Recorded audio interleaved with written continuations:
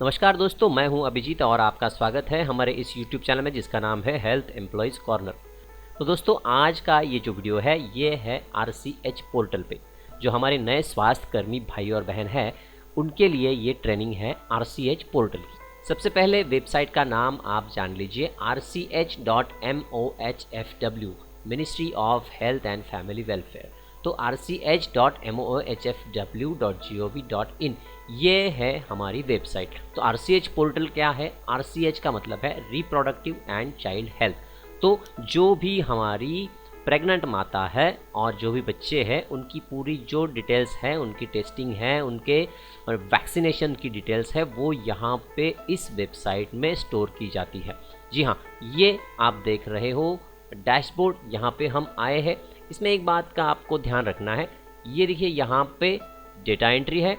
Data entry का login जो होता है वो अलग होता है और ये राइट साइड में आप देख रहे हो रिपोर्ट्स। तो रिपोर्ट्स का जो लॉगिन होता है वो अलग होता है। तो हम डेटा एंट्री में पूरा RCH पोर्टल जानने की कोशिश करेंगे। हो सकता है वीडियो थोड़ा लंबा भी हो जाए, तो वीडियो को आखिर तक देखना ना भूलें। और अगर आप स्वास्थ्य कर्मी हो तो वीडियो को लाइक कीजिए, अपने स्वास्थ्य कर्मी भाई और बहनों में शेयर भी ज़रूर कीजिए। तो चलिए डेटा एंट्री पे मैं लॉगिन कर लेता हूँ। ये जो है डेटा एंट्री, यहाँ पे हमें हमारा जो स्टेट है उसे सिलेक्ट करना है। पासवर्ड और ID आपका जो है उसे आपको यहाँ पे डालना है, जिसके बाद ये कैप्चा आपको यहाँ पे डाल देना है। इसके बाद ये कैप्चा आपको यहाँ पे डाल देना है। तो यहाँ से जनरेट OTP करना है। जो भी यूज़र है उसके रजिस्टर्ड मोबाइल नंबर पे यहाँ से जाएगा OTP डाले बिना आप यहाँ से आगे नहीं जा सकते। तो जो भी आपका OTP है यहाँ पे डाल दीजिए। ये यहाँ पे मुझे पासवर्ड रिमाइंडर आ रहा है, टाइम पे आपको इसे रीसेट करना होता है। तो इसको मैं कैंसिल कर देता हूँ और बढ़ता हूँ आगे। तो ये हमारा फ्रंट पेज यहाँ पे ओपन हो गया है। यहाँ पे बाय डिफ़ॉल्ट हम होम में आए हैं। तो यहाँ पे होम में देखिए एलिजिबल कपल्स जो है कितने रजिस्टर्ड किए हैं, मदर्स कितनी की है, चाइल्ड्स कितने की है, इसकी डिटेल्स हमें यहाँ पे दिखाई दे रहा है। तो सबसे पहले तो हमें जाना है लोकेशन में।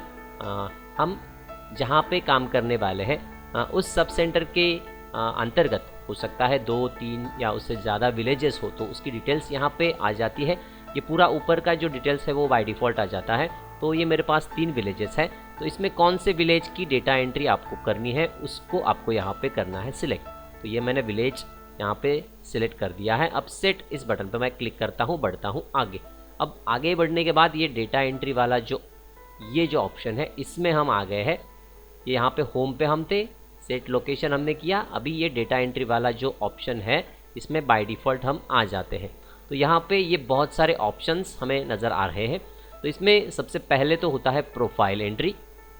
ये प्रोफाइल एंट्री वाला जो आइटम है इसमें अब हमें जाना है, तो इस पर मैं क्लिक कर देता हूँ, बढ़ता हूँ आगे। तो ये प्रोफाइल एंट्री हमें हर बार नहीं करनी है, ये एक ही बार करनी होती है।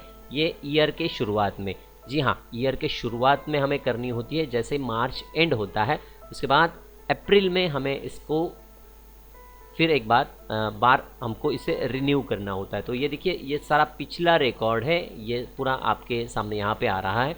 ये देखिए 2016 से 2024 तक। अब जब मार्च एंड हो जाएगा तो उसके बाद मैं इसको अपडेट करूँगा।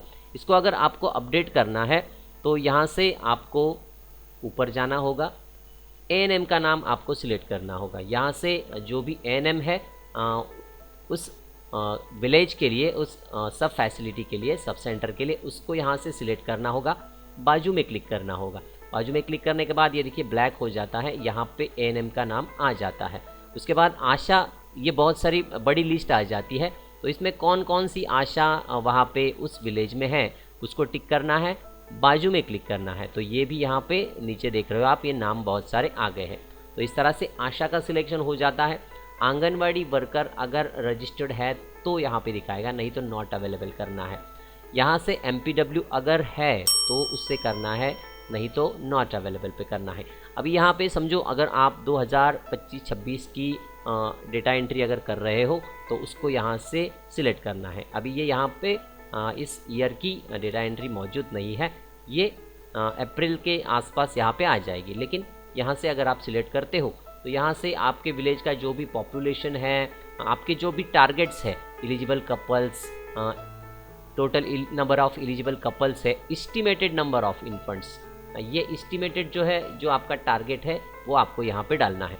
जब आप रिपोर्ट्स को जनरेट करोगे तो यहाँ पे जो टारगेट दिया है आपने, उसके अगेंस्ट वो आपके जो भी परसेंटेज है वो यहाँ से दिखाएगा। इसलिए इसको आपकी ऑफिस की तरफ से जो भी आपको टारगेट्स मिले हैं उसको ही भरना है, आपके खुद के मन से इसको कुछ भरना नहीं है। बाकी डिटेल्स होते हैं जो नियर बाय हॉस्पिटल है, उसके सारे डिटेल्स यहाँ पे होते हैं, फर्स्ट रेफरल यूनिट है, ट्रांसपोर्टेशन है, और इसको आपको सेव करना है। याद रखिए ये एक ही बार करना है। यहाँ पे ऑलरेडी ये देखिए सब कुछ हो गया है, तो इसलिए यहाँ फिर से उसे करने की ज़रूरत नहीं।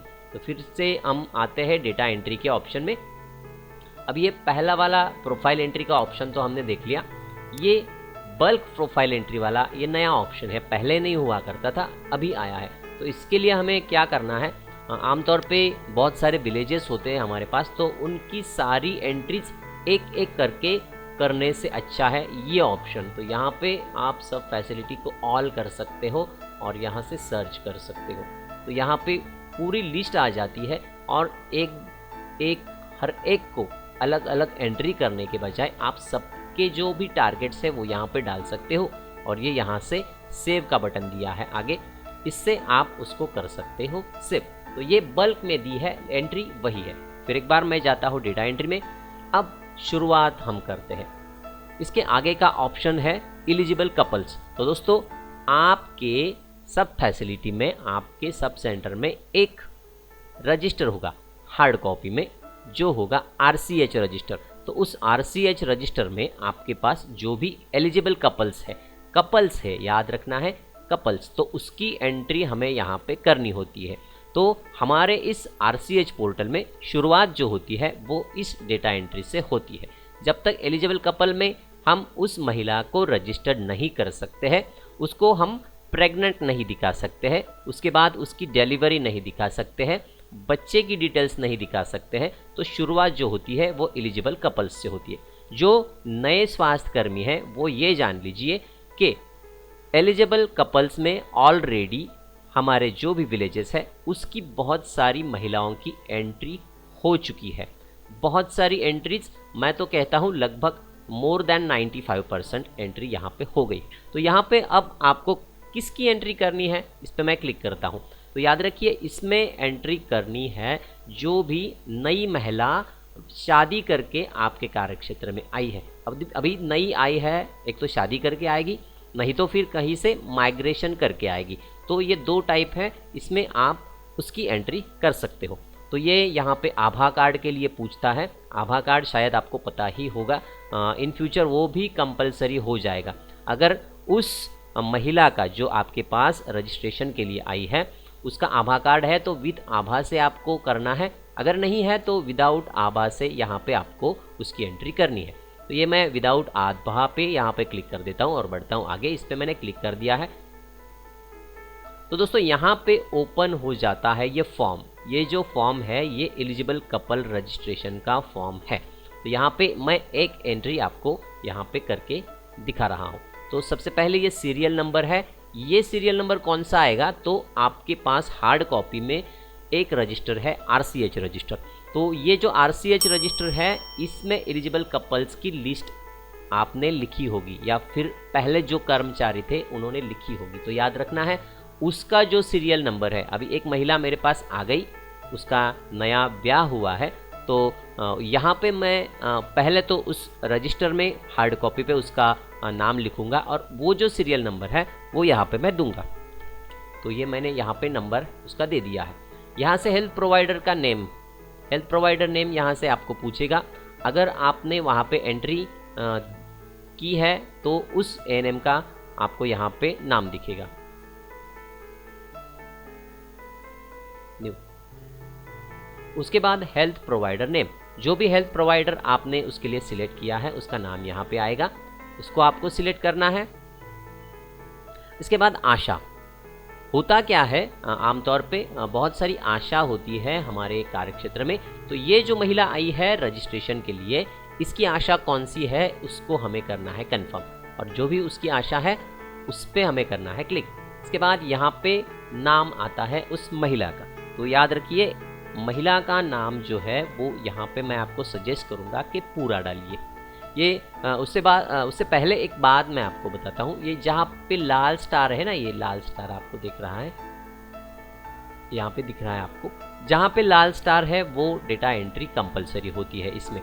तो यहाँ पे उस डेटा एंट्री को आपको करना ही है, लेकिन मैं आपको सजेस्ट करूँगा कि जहाँ पे आपके पास लाल स्टार नहीं है उस एंट्री को भी आप उस इंफॉर्मेशन को भी भरने की कोशिश कीजिए, हो सकता है वो आपके लिए आगे बहुत हेल्पफुल हो जाए। तो यहाँ पे महिला का नाम आपको डालना है, यहाँ पे उसके बाद जो नाम है वो हस्बैंड का नाम है, तो यहाँ पे भी आप नाम हस्बैंड का डालते हो तो कोशिश कीजिए वो भी पूरा हो। क्या होता है आमतौर पे विलेज में बहुत सारे नाम एक समान होते हैं लेकिन उनके पिता का नाम अलग होता है, तो आपको मैं ये सजेस्ट करूँगा कि यहाँ जो हस्बैंड का नाम है वो भी आप पूरा भरें। तो कुछ केसेस ऐसे होते हैं जिसमें हस्बैंड का नाम वो महिला ओपन नहीं करना चाहती, तो यहाँ पे नॉट एप्लीकेबल, इस पर आप टिक कर सकते हो। जिसके बाद आधार का डिटेल्स है, बैंक का डिटेल्स है, लेकिन ये एंट्री फ़िलहाल कंपलसरी नहीं है, लेकिन आपके पास इंफॉर्मेशन है तो आप इसे भर दीजिए। तो ये देखिए यहाँ पे सेशन जो है वो एक्सपायर्ड हो गया है। तो एक बात यहाँ पे मैं आपको बताना चाहता हूँ कि जब भी आप इस एंट्री को स्टार्ट करते हो, आपके यहाँ पे लेफ़्ट साइड में ऊपर की तरफ एक आपकी घड़ी चलती है, वहाँ पे 15 मिनट होते हैं। आपको जो भी एंट्री करनी है वो आपको 15 मिनट से पहले करनी है। 15 मिनट से पहले किसी भी ऑप्शन में आप चले जाइए तो ये सेशन एक्सपायर्ड नहीं होगा। तो इसके लिए मैं फिर एक बार करता हूँ डेटा एंट्री में लॉगिन। ये OTP आ गया है, यहाँ पे फिर एक बार मैंने इससे कर दिया है लॉगिन। तो चलिए आगे बढ़ते हैं। और ये देखिए यहाँ पे सेशन टाइम आउट जो है, ये देखिए यहाँ पे घड़ी शुरू हो गई है, अभी ये 15 मिनट से ये 0 तक आएगी। चलिए फिर एक बार डेटा एंट्री पहले तो मैं लोकेशन लगा लेता हूँ फिर एक बार। ये हर वक्त अगर लॉगआउट होता है तो आपको यहाँ पे लोकेशन लगाना होता है। तो ये लोकेशन मैंने लगा दिया है। ये बाय डिफ़ॉल्ट मैं आ गया हूँ डेटा एंट्री के ऑप्शन में। अब ये एलिजिबल कपल इस ऑप्शन में हम थे, तो यहाँ पे हम जानकारी ले रहे थे एलिजिबल कपल को कैसे रजिस्टर करना है। तो ये फॉर्म यहाँ पे आ जाता है। ऊपर की जानकारी तो हमने देखी है। तो यहाँ पे आधार का डिटेल्स है, Aadhaar number and bank details of woman and husband. तो उनकी इन्फॉर्मेशन अगर आपके पास है तो आप इसको भरिए, नहीं तो फिलहाल ये कंपलसरी नहीं है। इसके बाद अदर डिटेल्स है। अदर डिटेल्स में आपको भरना है मोबाइल नंबर। हुज मोबाइल किसका है, उस महिला का है, हस्बैंड का है और का है किसी का। तो यहाँ पे मोबाइल नंबर आपको भरना है और यहाँ पे आपको वो मोबाइल नंबर डाल देना है। इसके बाद डेट ऑफ रजिस्ट्रेशन। तो एक बात को आपको ध्यान में रखना है, ये कुछ डेट्स ऐसी होती है जिनको आप बदल नहीं सकते। तो ये डेट ऑफ रजिस्ट्रेशन है, ये भी उनमें से एक है। अगर आप आगे बढ़ते हो, ANC की डिटेल्स आप भरते हो, तो पीछे जाके इस डेट ऑफ रजिस्ट्रेशन को आप बदल नहीं सकते। तो इसको ध्यान से आपको भरना है, जो भी है उस महिला की डेट ऑफ रजिस्ट्रेशन उसको भरना है। आमतौर पे हमें उस महिला की प्रेगनेंसी को यहाँ पे रजिस्टर करना होता है हमारे यहाँ पे 12 वीक्स के अंदर।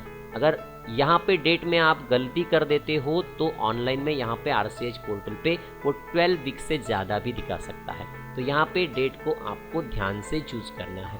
इसके बाद डेट ऑफ बर्थ, पहले तो एज डाल देते थे हम, लेकिन अभी डेट ऑफ बर्थ कंपलसरी हो गया है। तो ये डेट ऑफ बर्थ जो है इसको आपको यहाँ पे भरना है। याद रखिए वो वाली डेट ऑफ बर्थ जो उसके आधार कार्ड पे है। वो महिला अगर कुछ गलत बताती है तो वो कभी कभी कहते हैं कि भाई आधार कार्ड पे गलती से दूसरी डाल दी है। तो यहाँ पे एक बात आपको ध्यान में रखनी है, जो भी आधार कार्ड पे डेट ऑफ बर्थ है उसको आपको यहाँ से सिलेक्ट करना है। तो उसको आप यहाँ से सिलेक्ट कर दीजिए। अगर नहीं है किसी के पास तो यहाँ से आप टेम्पररीली उसकी डेट ऑफ बर्थ को 1 जनवरी से डाल सकते हो। अभी ये महिला अगर 24 साल की है तो यहाँ से आप इसको 11-2000 ये कर सकते हो, लेकिन बाद में आप इसको बदल लीजिए, क्योंकि आगे उसके कुछ प्रॉब्लम्स भी एंट्री में आ सकते हैं। इसके बाद age at marriage, current age at marriage, ये हस्बैंड का वुमन का ये दोनों है। बाकी के ये जो ऑप्शन है ये तो फ़िलहाल कंपलसरी नहीं है। यहाँ पे डेट ऑफ बर्थ आप डाल देते हो उस महिला की, तो यहाँ पे वो करंट एज जो है उसको काउंट कर लेता है। यहाँ पे एड्रेस डाल दीजिए, जो भी उसका एड्रेस है वो यहाँ पे डाल दीजिए, उसका रिलीजन डाल दीजिए। ये कंपलसरी तो है नहीं, लेकिन ये आप डाल सकते हो, जो भी है ये आप डाल सकते हो। कास्ट, यहाँ पे एक बात मैं आपको बताना चाहता हूँ, ये बहुत ज़रूरी बात है।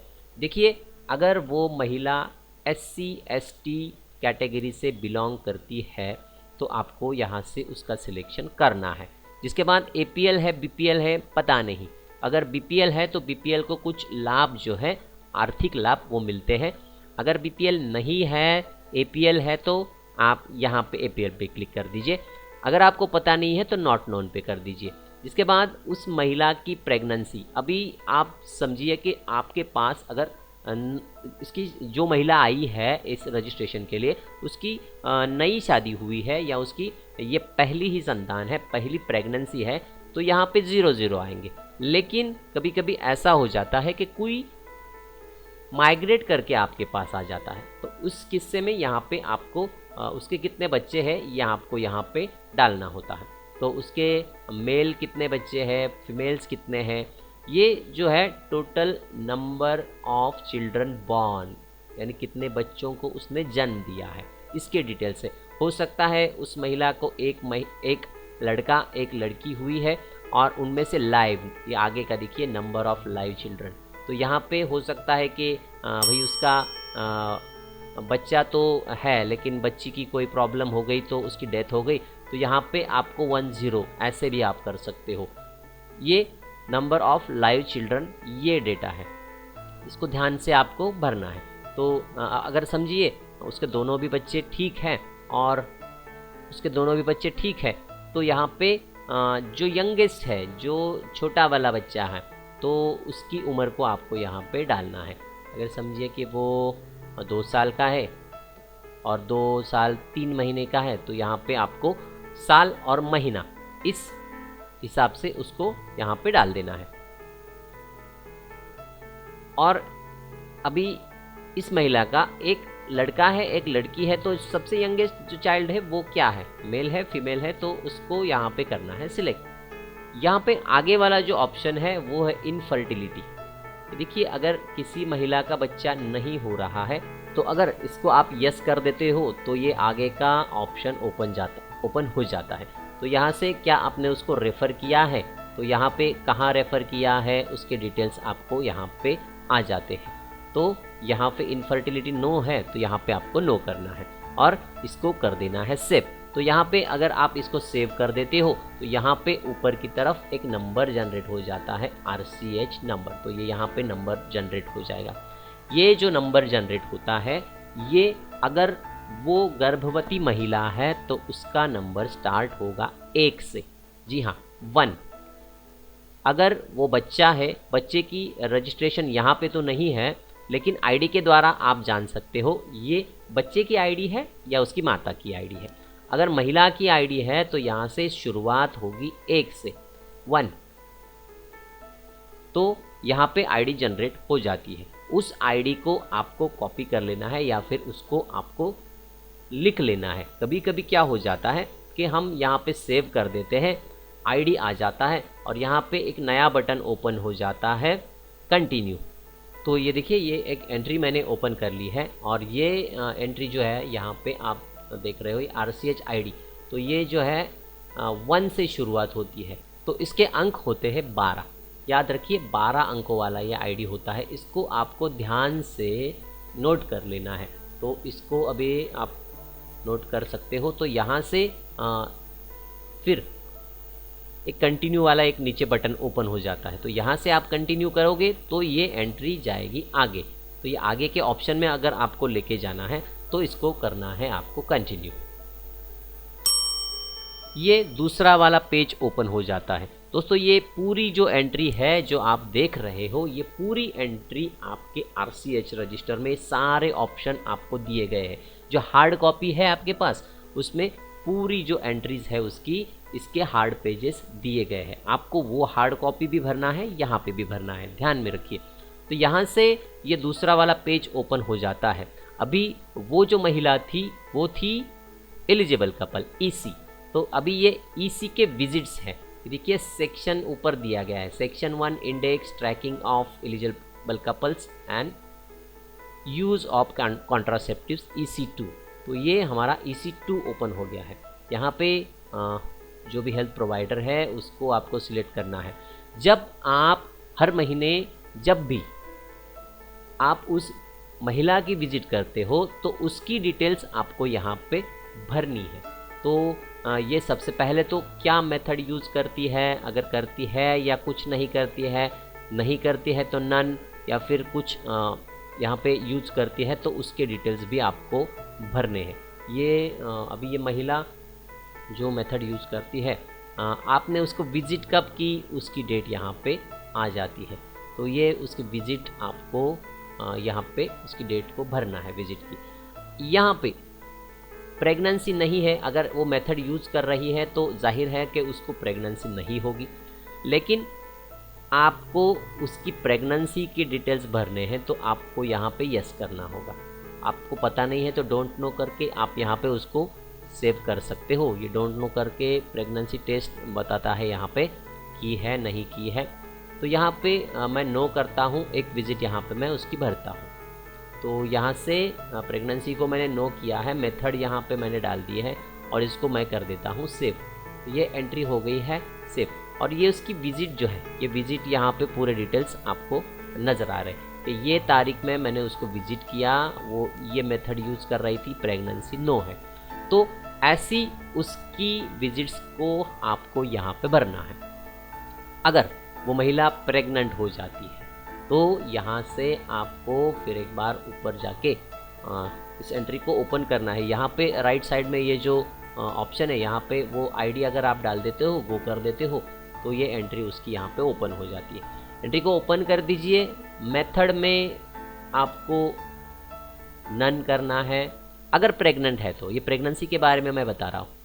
आशा का सिलेक्शन कर लीजिए, यहाँ से प्रेगनेंसी को कर दीजिए यस। देखिए प्रेगनेंसी को मैंने यस कर दिया है तो यहाँ पे विजिट डेट है और प्रेगनेंसी टेस्ट अगर की है यूपीटी किट से, अगर आपने उसकी प्रेगनेंसी की टेस्ट की है, पॉजिटिव नेगेटिव जो भी आया है, अभी प्रेगनेंसी यस की है तो पॉजिटिव ही आएगी आमतौर पे, तो उसको आप कर सकते हो। ये प्रेगनेंसी टेस्ट का ये ऑप्शन तो कंपलसरी है नहीं की है तो नॉट डन कीजिए।